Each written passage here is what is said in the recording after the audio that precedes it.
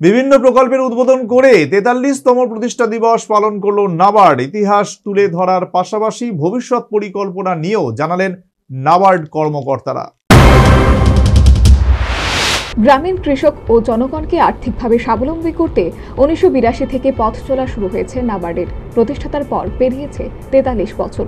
স্বনির্ভর গোষ্ঠীর মাধ্যমে লোন, কিষাণ ক্রেডিট কার্ড, আর্থিকভাবে পিছিয়ে পড়া কৃষকদের জন্য বিশেষ লোন, জনকল্যাণে একের পর এক প্রকল্প নিয়ে এসেছে নাবার্ড।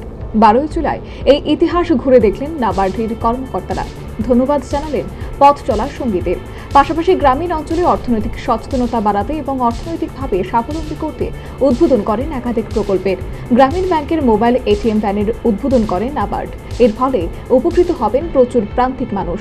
এছাড়াও নাবার্ডের কর্মকর্তারা অনুষ্ঠানে উপস্থিত ব্যাংক কর্মীদের উপদেশ দেন স্থানীয় সম্ভাবনাময় উদ্যোগপতিদের খুঁজে বার করে সাহায্য করার জন্য। নাবার্ডের কর্তারা জানান, তারা আগামীতেও এই উদ্যোগগুলি জারি রাখবেন। তো নাবার্ডের জার্নি 43 ইয়ার্সে ৪৩ বছরে আমরা অনেক কিছু করেছি, আমাদের আরও অনেক করণীয় আছে।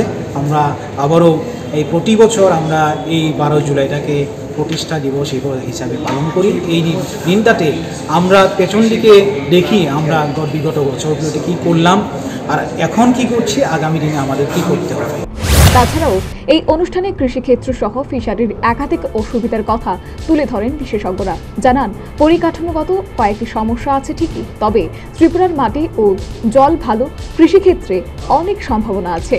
অর্থ তথা কৃষি দপ্তরের সচিব নাবার্ডের পেশ করা সমস্যাগুলির কথা শুনে তাল মিলিয়ে সমস্যার সমাধান করার আশ্বাস দেন। Bureau report, news vanguard.